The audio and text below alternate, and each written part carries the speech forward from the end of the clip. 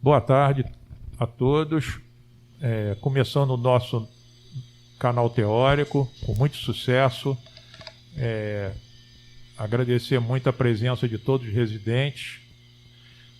Como tínhamos combinado, essa semana vai ser apresentado um caso pelas nossas R1, Juliana, Simone e Luísa.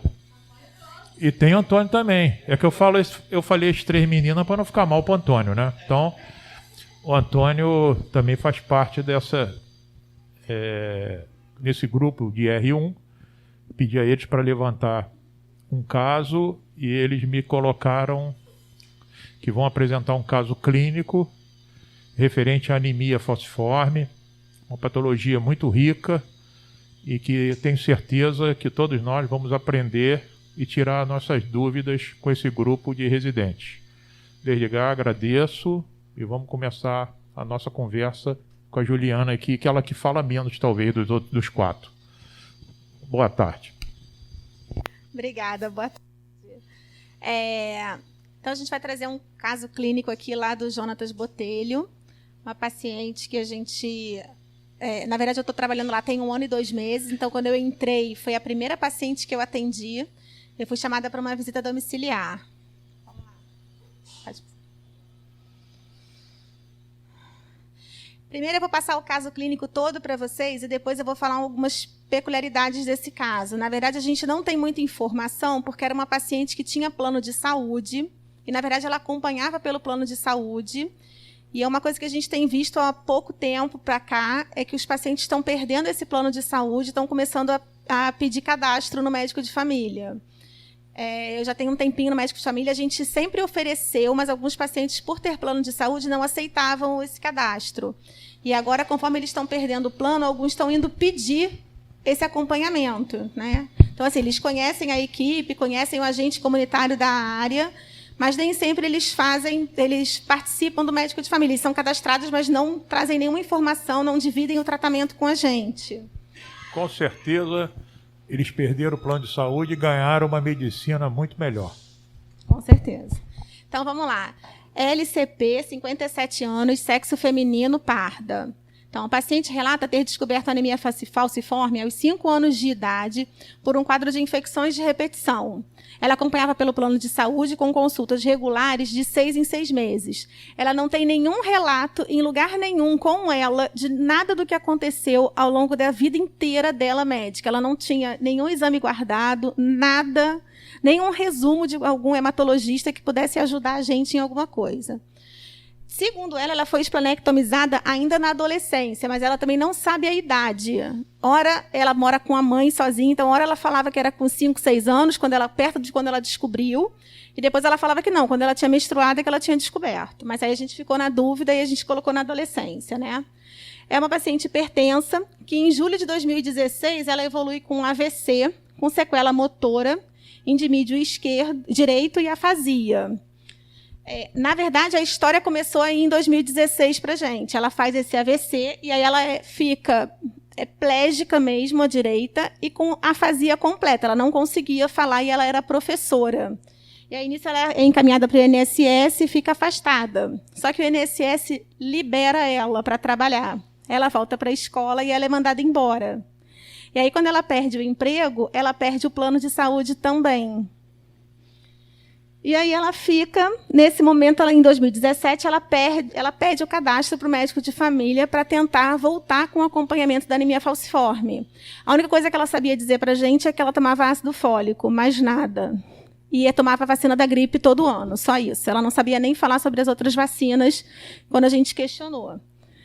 E aí a gente começa a acompanhar ela de uma maneira remota, tentando uma vaga para o hematologista. Ela conseguiu ir a 2 consultas no hemato, mas o hemato, segundo ela, não conseguiu inserir ela em nenhum serviço de anemia falciforme. E aí ela vinha transfundindo à vontade dela. De vez em quando ela achava que não estava bem, ia na emergência, fazia um exame, uma hemoglobina muito baixa, e transfundiam ela e ela ia embora para casa sem nenhum acompanhamento. E aí... eu chego na unidade, no primeiro dia que eu estou na unidade, me chamam para fazer uma VD, que tinha uma paciente com muita fraqueza, que levantava e desmaiava. E aí a gente foi para a casa dela.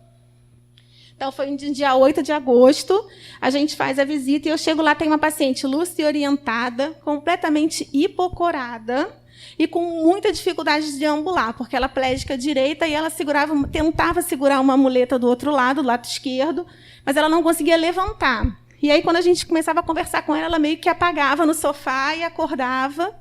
E aí a gente encaminhou ela para a emergência. Fiquei esperando o SAMU chegar. Desculpe te interromper, interrompendo. Tinha algum momento contagem de plaquetas? Então, não tinha nada. Porque, na verdade, ela mora com a mãe dela é amputada de uma perna. Então, assim, era bem caótico. Inclusive, a organização da casa, dos exames, não tinha uma rede de apoio, os vizinhos não costumavam ajudar. Então, assim, era uma casa que estava bem abandonada. As duas tentando ali, uma ajudar a outra. E aí, quando eu encaminho para a emergência, vem um hematócrito de 12,4, uma hemoglobina de 4,2. Esse foi no dia que o SAMU levou ela para o hospital. Uma plaqueta, 91 mil plaquetas. 91 mil. E aí, essa paciente ela fica internada e aí vai ser transfundida. E aí começa a nossa briga para tentar colocar ela em algum serviço. Porque ela não tem nada, não sabe de nada. E aí a gente demorou quase que 1 ano para conseguir inserir ela no Antônio Pedro. Ela está fazendo transfusão mensal agora. Só que aí também, assim, a gente está com muita dificuldade. Por quê? Eu já solicitei em umas 2 visitas para ela algum relatório do Antônio Pedro, mas o Antônio Pedro não faz isso. Eles não costumam mandar informação para a gente. Então, o que a gente está tentando combinar é da gente ir no Antônio Pedro para tentar acesso ao prontuário dela pelo serviço social para conseguir checar alguma coisa, porque ela não sabe trazer informação nenhuma para a gente. A única programação dela é que ela falou que vai lá uma vez por mês, mesmo na pandemia, e está transfundindo uma vez por mês. E a gente está tentando a pneumo para ela, para fazer a pneumo 23 nela, né? Que mais? Então, assim, a grande dificuldade, na verdade, para a gente foi tentar fechar isso tudo, porque a gente só tinha informações dela e esse hematócrito com essa hemoglobina que ela não consegue ficar em pé, ela não consegue falar. Então, a gente estava com muita dificuldade. E quando a gente consegue colocar ela no Antônio Pedro, ela agora está assim, agradecida, mas assim, ela também não sabe trazer nenhuma informação para a gente. Então, assim, a rede, para a gente tentar conseguir estabelecer melhor esse contato, eu já fiz um bilhetinho pedindo informação da paciente, até para a gente ajudar. Mas hoje ela está assim, não vou te falar que ela está corada, porque não dá, mas assim, todos os exames que eu consegui ter acesso dela, depois que ela... Porque ela tem 2 ou 3 exames de quando ela foi transfundir, porque a gente faz visita nela regular. E aí, assim, sempre, a hemoglobina mais alta dela foi 5. O hematócrito mais alto dela foi 15 ponto alguma coisa. Então, assim, sempre bem debilitada. E a gente está tentando ver o que a gente pode fazer para ajudar ela, né? Mas essas informações, inclusive, eu fui na casa dela tentar localizar essa tomografia, porque aí esse AVC que ela faz em 2016, ela relata que ela achava que tinha feito... Alguém disse para ela em algum momento que esse AVC que ela tinha feito era por conta da transfusão, porque, segundo ela, só pode transfundir 2 bolsas, e nesse dia transfundiram 4 concentrados, e aí ela achou que ela fez o AVC por um erro médico também. E aí ficou bem complicado, aí eu consegui explicar para ela por que ela teria feito o AVC, né, a questão da trombose e tudo. Mas ela está bem perdida, e assim, aí a gente achou um tema que a gente podia trazer para a gente discutir um pouquinho, porque hematologia é mais difícil, né, às vezes passa bem difícil para a gente. E aí a gente vai conversar. E a Luísa agora vai falar um pouquinho da anemia falciforme. Alguém tem alguma pergunta? Antes da Luísa começar, eu posso falar alguma coisa? Só para acrescentar aqui. Existia na história, parece que vocês comentaram comigo, que esse AVC era um AVC hemorrágico, ou eu que fiz um delírio aqui?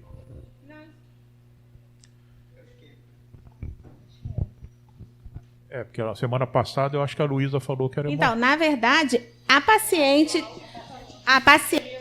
hemorrágico, porque ela tinha feito uma transfusão de 4 concentrados e não de 2, como ela estava acostumada. Então, ela achou que o AVC que ela tinha feito era por excesso de sangue, entendeu? E aí, por isso, ela falava que era hemorrágico. A fala dela é essa, que ela transfundiu tanto que o hospital errou e aí por isso ela sangrou. O sangue que fez na veia foi para a cabeça. Ah, entendi. Mas não tem essa confirmação. Mas não tem essa confirmação. Eu fui na casa dela, procurei a tomografia, mas não consegui encontrar. Tá.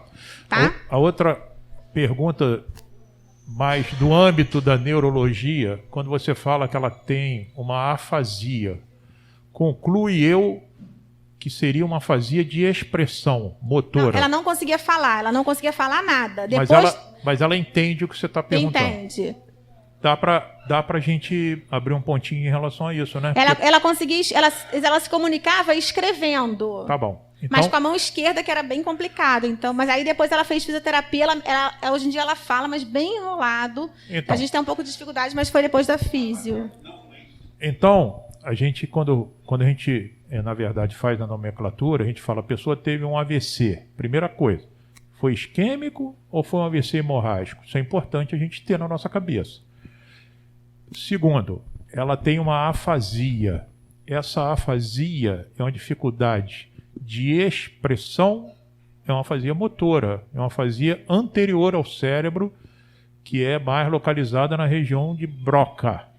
BROCA. Se ela, além da expressão, também não está entendendo, aí a gente está diante de uma afasia sensitiva, que é uma afasia de compreensão. Seria no temporal ou no parietal posterior, que aí teria o nome de uma afasia de Wernicke. Desculpe, eu estou dando só para a gente entender, quando a gente fala afasia, aí a gente pergunta, mas é afasia motora ou é uma afasia sensitiva? A afasia motora seria uma afasia de expressão na região anterior do cérebro e na região de Broca. Ou alguns autores dizem até Broca. E, se ela não estiver entendendo, aí nós estamos diante de uma afasia sensitiva, que é de Wernicke, temporal ou parietal posterior. E aí tem pessoas que não estão entendendo e nem falando. Também tem. Chama afasia mista. Ela pode ter uma dificuldade de exprimir e uma afasia de entender. Também não é incomum.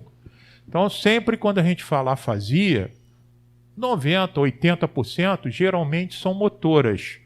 A pessoa está afásica ou está disfásica.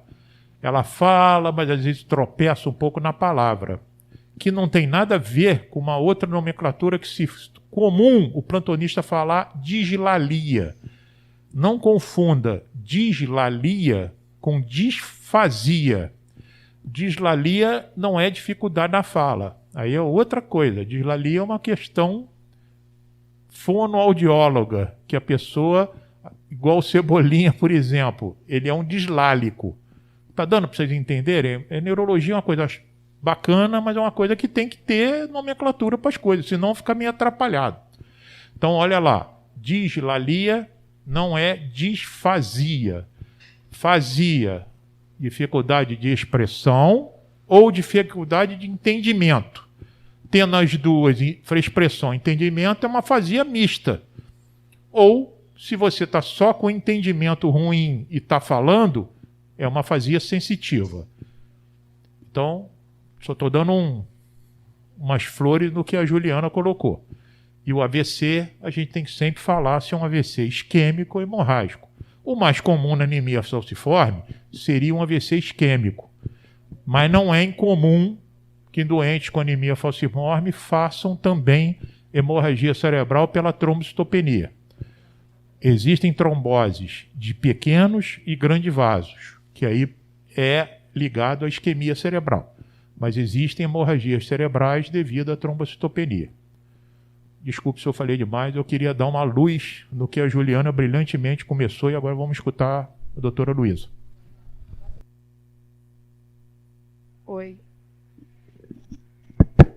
Oi, gente, desculpa, tá? Mas o computador ele não quer reconhecer o meu direito. Eu vou tentar, tá? Mas vamos lá.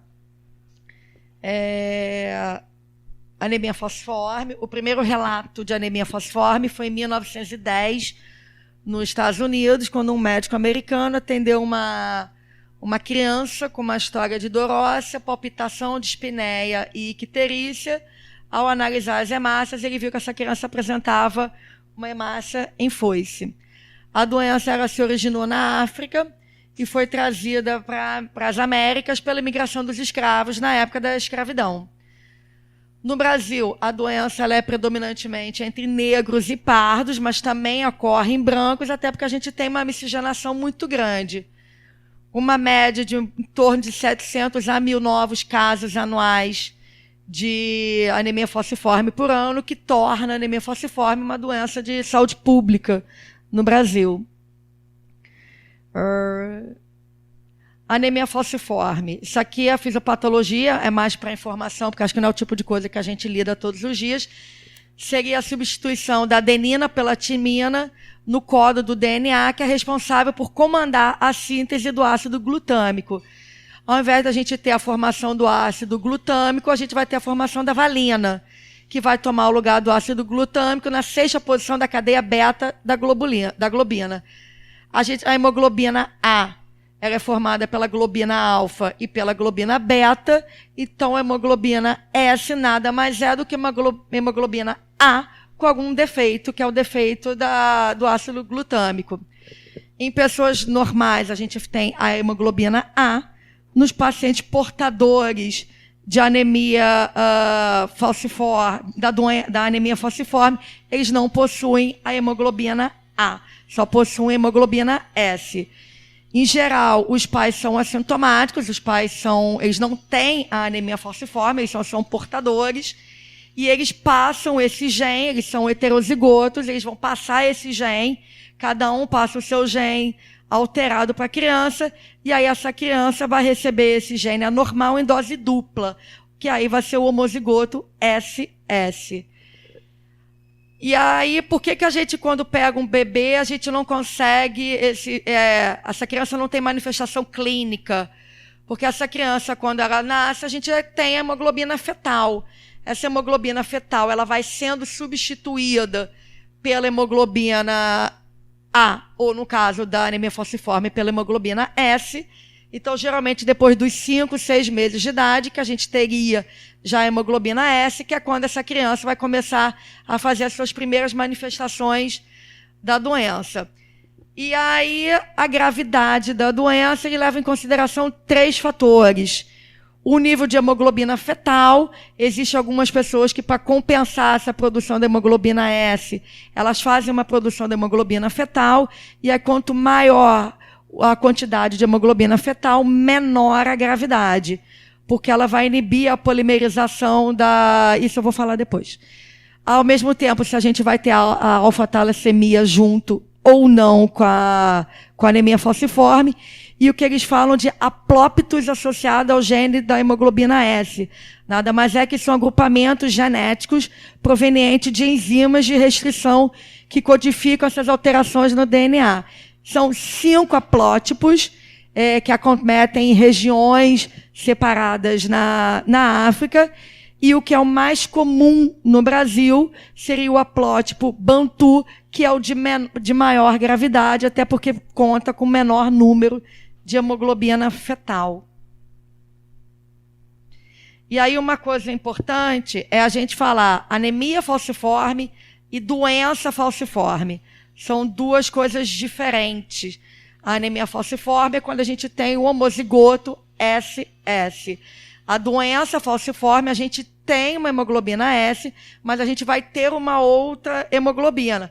A hemoglobina C, que vai dar a hemoglobinopatia SC, a D, que é a presença da hemoglobina D, ou a beta-talassemia.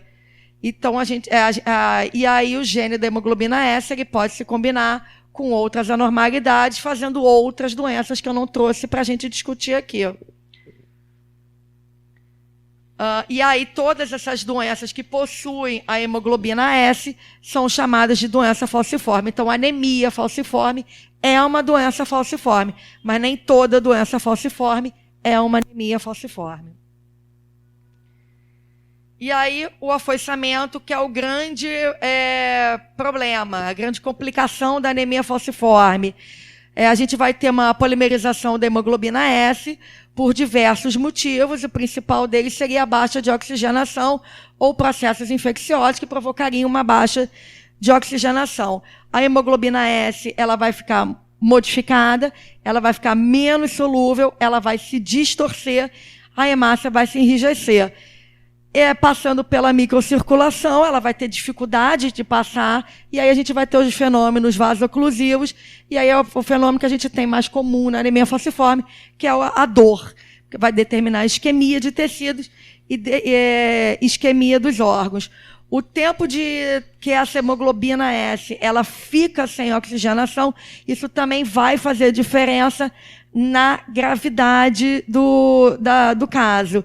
Então, a polimerização ela aumenta com qualquer aumento de tempo no trânsito desse eritrócito na microcirculação.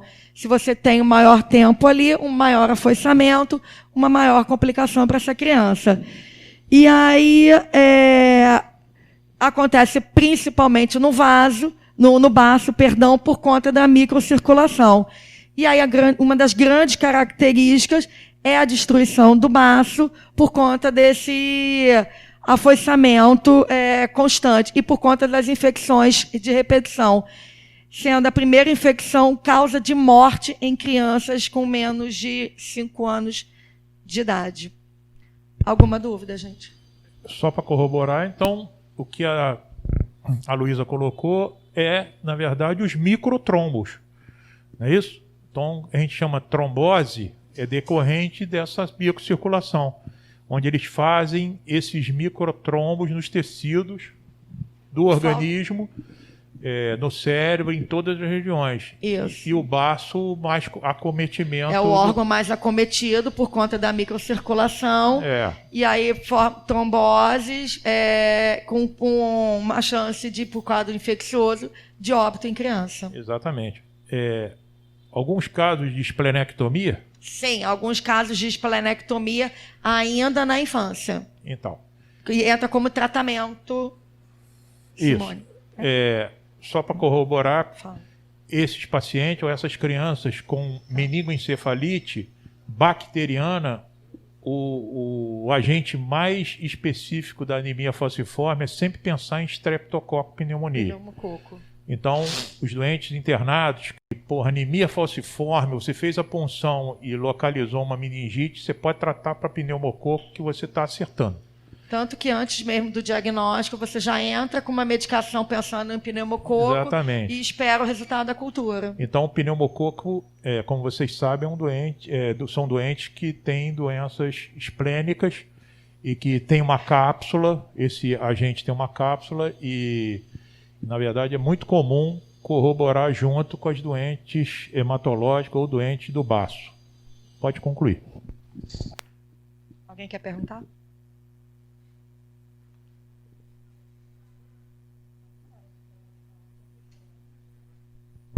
Eu trabalhei muitos anos no Hospital Souza Aguiar e do lado do Hospital Souza Aguiar tem um Instituto de Hematologia, não sei se alguém sabe. E eu era chamado muitas vezes no Instituto de Hematologia para ver doentes com anemia falciforme. Vi muitas complicações neurológicas e vi muita meningite por streptococo naqueles pacientes. Era muito comum as isquemias cerebrais por trombose cerebral e também infecções pelo streptococo. Tratava naquela época o doente com anemia falciforme que começava um quadro neurológico infeccioso, já de cara começar com penicilina cristalina. Era o que era usado naquele momento. Eu vi pacientes que também se associava um antibiótico que acabou. Eu não vejo mais ninguém usar, que se chamava cloranfenicol. Então a gente usava penicilina com cloranfenicol. Sempre cuidado com cloranfenicol, porque cloranfenicol era uma causa de aplasia medular.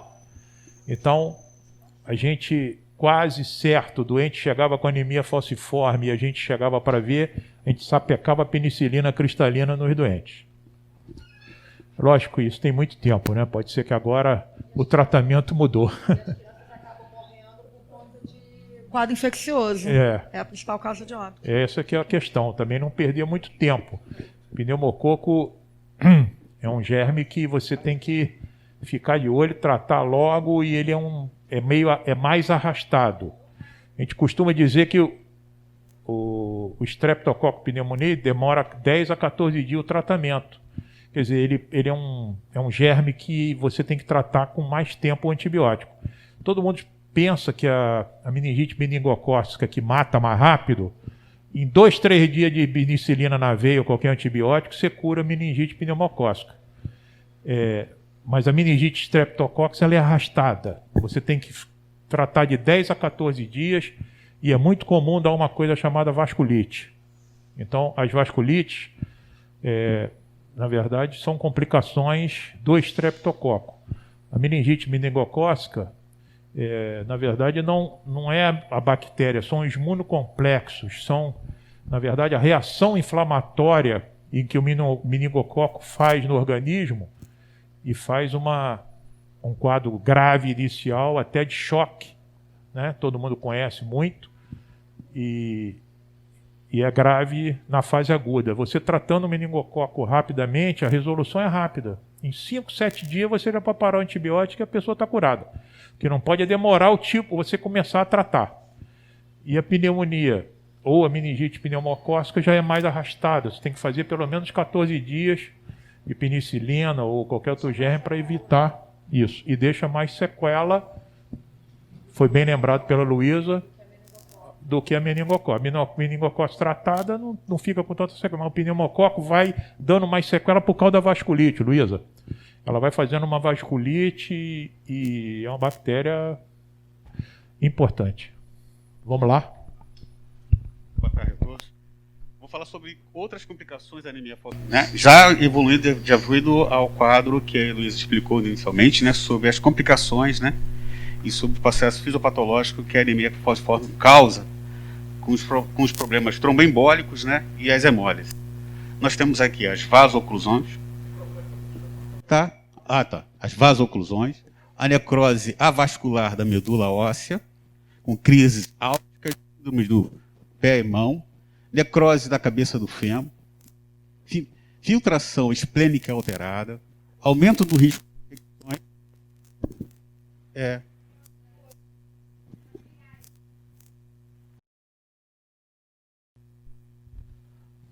muito bem. Fibrose esplênica progressiva, osteomielite, síndrome torácica aguda, vasculopatias cutâneas, levando a úlceras crônicas, priapismos, retiropatias proliferativas, acometimento renal, sequestro dos glóbulos vermelhos agudo e crônicos, crescimento e desenvolvimento puberal atrasado, hemólise, anemias, né? A hiperbilirrubinemia, icterícia, pigmento biliar, expansão da medula óssea e crise aplástica induzida por parvovírus humano B19. São as complicações importantes, né, que devido ao quadro clínico, o paciente de anemia falciforme pode acontecer, entendeu? Aí, dentre isso, sobre o caso clínico que a gente estava desenvolvendo, sobre essa paciente que a Luísa apresentou, nós vamos falar sobre, o doutor falando sobre meningite, né, causada por, que é muito mais comum, é alta taxa de mortalidade, e também ela pode predispor ao acidente vascular, principalmente por anemias a meningite causada por pneumococos, né? E a segunda causa também é por hemófilos influenza, né, do tipo B, e também por meningococos, né? E causa bem mais sequelas em relação à meningite por pneumococos. Pode mudar. A anemia falciforme em relação ao quadro clínico, agora que a gente vai falar sobre a Luísa, sobre aquele quadro isquêmico, né? É a principal causa de acidente vascular na infância, principalmente associada às doenças, né, da anemia falciforme. É uma definição. As hemácias falseadas, né, tendem a agregar-se e bloquear pequenos vasos, resultando na agregação plaquetária, deposição de fibrina, isquemia e infarto. As hemácias também falseadas, elas aderem à íntima do vaso, lesão de parede vascular e, eventualmente, fibrose e redução da luz. Essas hemácias alteradas, elas têm um poder 20 vezes maior de se aderir à parede do vaso, né? E tem as questões tromboembólicas também, que pode causar. A clínica vai depender do local em relação à isquemia. Né? Principalmente, né? Alô? Principalmente. Pronto, foi? Acho que é a questão da bateria. Então, vamos falar sobre em relação à clínica de acordo com os vasos acometidos. Os principais vasos acometidos em relação aos acidentes vasculares são em relação ao polígono de Willis, né? que aí, nesse caso, as artérias carótidas anterior, direita e esquerda, a artéria comunicante anterior, a carótida interna, direita e esquerda, a artéria comunicante posterior, direita e esquerda, e a artéria cerebral, né, posterior, direita e esquerda, que é o polígono de Willis, entendeu? Eles são mais comuns nesses acidentes vasculares cerebrais, né? E em relação aos pequenos vasos, esses microtrombos, né, esses microinfartos aí são muito silenciosos, muitas vezes levando a alterações cognitivas da criança, né? Um atraso no desenvolvimento intelectual, um atraso, às vezes, também da socialização, e isso pode prejudicar muito, e precisa de uma equipe multidisciplinar para o tratamento dessa criança, né? Os quadros mais graves, em relação, evoluindo também a acidentes vasculares mais graves, de início abrupto, né? Aí, nesse caso, um acidente vascular isquêmico. Esses pacientes, geralmente, tendem a ter lesões importantes, principalmente na região do hemisfério esquerdo, né? Cerebral, na região temporal e frontal, né? Levando a problemas de afasia e problemas também motores, né? Entendeu? Geralmente, quando é no hemisfério esquerdo, no caso da nossa paciente, ela teve uma alteração em relação ao motor do lado direito, né? Uma hemiplegia direita. E os pacientes com anemia falciforme, eles também tendem a ter alterações da formação neovascular, devido a esses problemas circulatórios embólicos, né? Tromboembólicos, e fazendo uma neovascularização. Essa neovascularização, elas têm um risco de terem sangramentos, né? E também a formação também de aneurisma. Então, um paciente que tem mais tendência à formação de aneurisma. E com isso, a gente tem uma maior tendência também a ter, em relação ao paciente normal, acidente vascular hemorrágico. É mais ou menos isso que eu tenho que apresentar. Entendeu, doutor?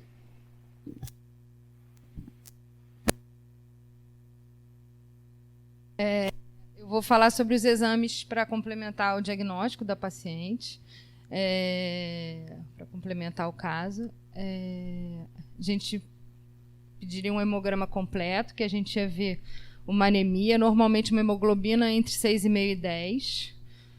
Esse hemograma pode apresentar uma macrocitose leve, as hemácias falcizadas, uma leucocitose leve com neutrofilia, as plaquetas normais ou levemente aumentadas, reticulocitose entre 10% e 20%. A bilirrubina sérica pode se apresentar elevada às custas de bilirrubina indireta e uma desidrogenase lática sérica moderadamente elevada. Pro teste existem os testes de rastreamento, mas o teste de falcização e o teste de solubilidade não firmam o diagnóstico. Isso aí.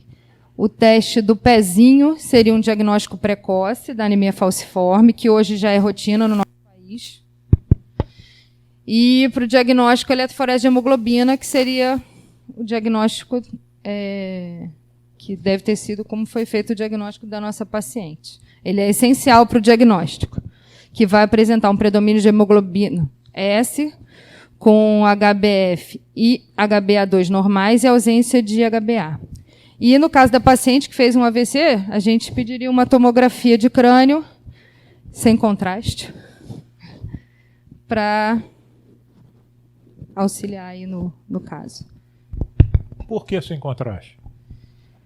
Porque a gente não sabe como... Acredito que seja porque não sabe como vai estar as condições dessa paciente. É uma paciente que não vai estar estável, vai estar com uma anemia importante, severa. A gente não sabe como é que estão as condições, como é que está o funcionamento renal dela, tudo. Contraste iodado em pacientes com anemia falciforme e principalmente mieloma múltiplo é contraindicado.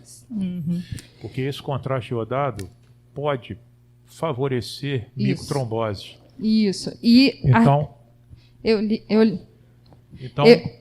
desculpe, pacientes com anemia falciforme e volto a dizer mieloma múltiplo, a gente não deve usar o contraste iodado. Então, quando você tiver uma dúvida, você pode tentar fazer uma ressonância com gadolínio, que é um radisótopo. É isso que eu ia falar. Depois depois o que eu li, que pediria a tomografia inicialmente sem contraste, Isso. depois de estabilizado, se necessário, aí você faria a ressonância. Porque é isso que eu estou querendo te explicar. Então, doente com anemia falciforme, você faz uma tomografia sem contraste, é só para a gente diferenciar se teve uma hemorragia cerebral ou não. Às vezes, eu acho que eu já falei isso anteriormente, a isquemia na fase aguda, a tomografia pode não revelar a área isquêmica. Tem que repetir a tomografia 72 horas depois, ou 48, que aí sim pode mostrar a isquemia. Mas o ideal é que você faça uma tomografia sem contraste para você afastar uma hemorragia cerebral. Se ela não teve uma hemorragia cerebral, você tem certeza que ela teve uma isquemia e que ainda não tem expressão. O segundo exame, se puder ser uma ressonância, é o ideal. Isso. Mas se você não tiver na mão, está no posto, fazer uma ressonância é complicado, você pode repetir uma tomografia. Mas não peça com contraste. Porque tanto mieloma como anemia falciforme pode fazer microtrombo renal e a pessoa, você fabricar uma insuficiência renal na pessoa. Pode passar. Como cuidar do paciente com anemia falciforme? O acompanhamento ambulatorial seria fazer ácido fólico, incentivar a ingestão de líquido, profilaxia de infecção se faz com penicilina benzatina até os 5 anos de vida, vacinação contra pneumococo, hemófilos e meningococos. Nas crises dolorosas leves, a orientação é uma hiperidratação oral, analgesia com analgésicos não narcóticos, não é necessário a internação.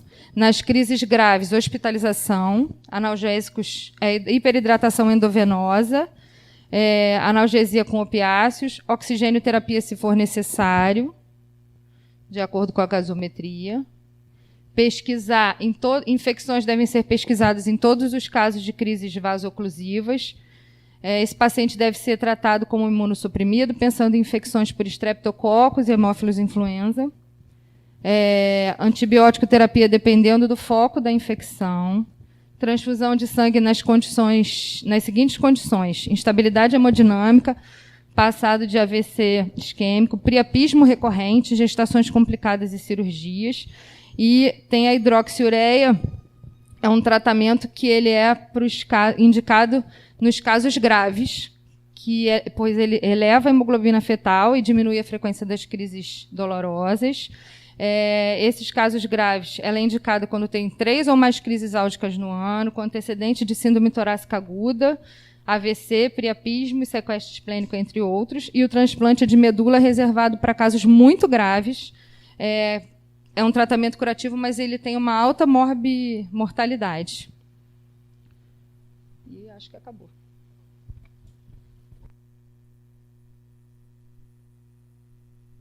Simone, deixa eu fazer uma pergunta. Eu sempre fico na dúvida no teste de afoiçamento, se eu peço um teste de afoiçamento ou eu peço eletroforese de hemoglobina. O que vocês leram em relação a isso?